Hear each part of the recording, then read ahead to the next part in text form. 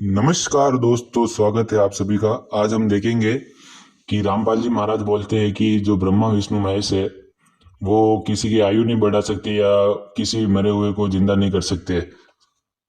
ठीक है, तो पहले मैं आपको उनका वो सुना देता हूँ, उसके बाद पद्म पुराण से दिखाता हूँ। बालक की मृत्यु को भी कर विष्णु जी के लोक में आकृति में विराजमान हो गई।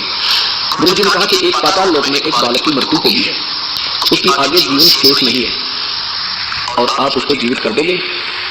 गुरु ने कहा कि ला कहा वो बच्चा नीचे से पाताल लोक से लेकर के गुरु जी के पास पहुंचे और कहा कि ये करो इस बालक को जीवित।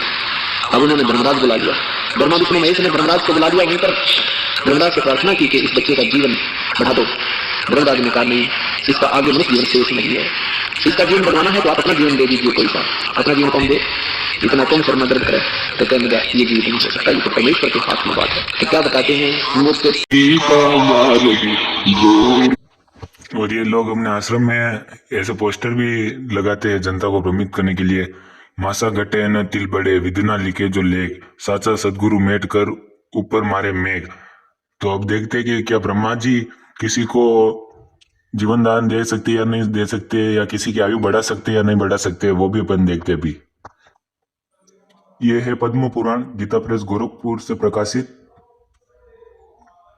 जयदयाल गोविंद जी इसके संपादक तथा संशोधक है।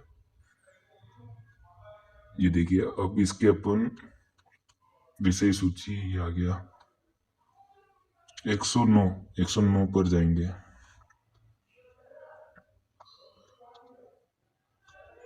ये आ गया मार्कंडेय जी के दीर्घ आयु होने की कथा और श्री रामचंद्र जी का लक्ष्मण और सीता के साथ पुष्कर में जाकर पिता का श्राद्ध करना तथा अजगंध शिव की स्तुति करके लौटना। विष्णु जी ने पूछा, मुने मार्कंडेय जी ने वहां भगवान श्री रामचंद्र जी को किस प्रकार उपदेश दिया, किस समय और कैसे उनका समागम हुआ, मार्कंडेय जी किसके पुत्र है, वे कैसे महान तपस्वी हुए तथा उनके इस नाम का रहस्य क्या है। मां मुने इन सब बातों का यथार्थ रूप से वर्णन कीजिए। पुलत्स्य जी ने कहा, राजन मैं तुम्हें मार्कंडेय जी के जन्म की उत्तम कथा सुनाता हूँ। प्राचीन कल्प की बात है। विकंडू नाम से विख्यात एक मुनि थे जो महर्षि भृगु के पुत्र थे। वे महाभाग मुनि अपनी पत्नी के साथ वन में रहकर तपस्या करते थे। वन में रहते समय ही उनके एक पुत्र हुआ। धीरे धीरे उसकी अवस्था 5 वर्ष की हुई। वो बालक होने पर भी गुणों में बहुत बड़ा चढ़ा था। एक दिन जब वो बालक आंगन में घूम रहा था, किसी सिद्ध ज्ञानी ने उसकी ओर देखा और बहुत देर तक ठहरकर उसके जीवन के विषय में विचार किया। बालक के पिता ने पूछा, मेरे पुत्र की आयु कितनी है? सिद्ध बोला, मुनीश्वर, विधाता ने तुम्हारे पुत्र की जो आयु निश्चित की है उसमें अब केवल 6 महीने ही शेष रह गए हैं। मैंने यह सच्ची बात बताई है, इसके लिए आप शोक नहीं करना चाहिए। भीष्म उस सिद्ध ज्ञानी की बात सुनकर बालक के पिता ने उसका उपनयन संस्कार कर दिया और कहा, बेटा तुम जिस किसी मुनि को देखो प्रणाम करे। पिता के ऐसा करने पर वो बालक अत्यंत हर्ष में भरकर सबको प्रणाम करने लगा। धीरे धीरे 5 महीने 25 दिन और बीत गए। तदंतर निर्मल स्वभाव वाले सप्त ऋषि गण उस मार्ग पर पधारे। बालक ने उन्हें देखकर उनको प्रणाम किया। सप्त ऋषि ने उस बालक को आयुष्मान भव सौम्य यह कर दीर्घ आयु होने का आशीर्वाद दिया। इतना करने के बाद ही जब उन्होंने उसकी आयु पर विचार किया तब 5 दिन की आयु शेष जानकर उन्हें बड़ा भय हुआ। वे इस बालक को लेकर ब्रह्मा जी के पास गए और उसे उनके सामने रखकर उन्होंने ब्रह्मा जी को प्रणाम किया। बालक ने भी ब्रह्मा जी के चरणों में मस्तक झुकाया। तो ब्रह्मा जी ने ऋषियों के समीप ही उसे चिरायु होने का आशीर्वाद दिया। पितामह का यह वचन सुनकर ऋषियों को बड़ी प्रसन्नता हुई। तत्पश्चात ब्रह्मा जी ने उनसे पूछा, तुम लोग किस काम से यहाँ आए हो, यह बालकों ने बताओ। ऋषियों ने कहा, यह बालक निकुंडू का पुत्र है, इसकी आयु क्षीण हो चुकी है, इसका सबको प्रणाम करने का स्वभाव हो गया। एक दिन देवात तीर्थ यात्रा के प्रसंग में हम लोग उधर निकले जहाँ यह पृथ्वी पर घूम रहा था।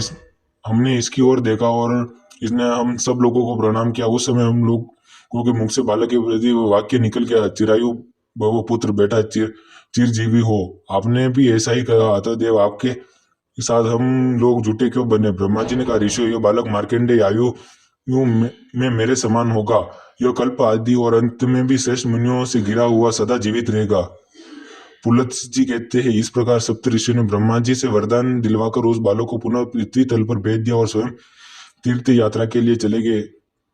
उनके चले जाने के बाद मार्कंडेय अपने घर आए और पिता से इस प्रकार बोले, तात मुझे ब्रह्मवादी मुनि लोग ब्रह्म लोक में ले गए। वहां ब्रह्मा जी ने मुझे दीर्घायु बना दिया।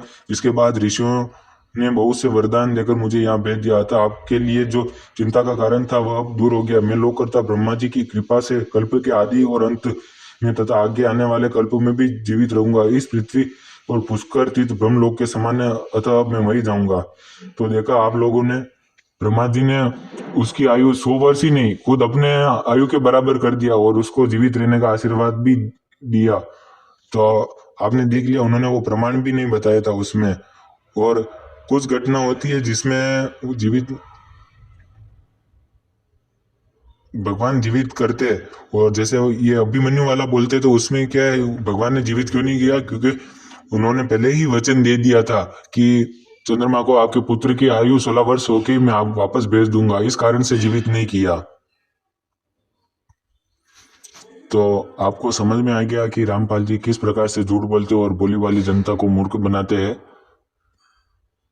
वो साबित नहीं कर पाएंगे कि ब्रह्मा विष्णु महेश सबकी आयु बढ़ा सकते हैं, उसको जीवित कर सकते हैं, क्योंकि भोली भाली जनता को इन छोटी मोटी चीजों का नाम लेके ही पागल बनाते हैं ये लोग। तो आप सब लोग ग्रंथ पढ़िए, सतर्क रहिए।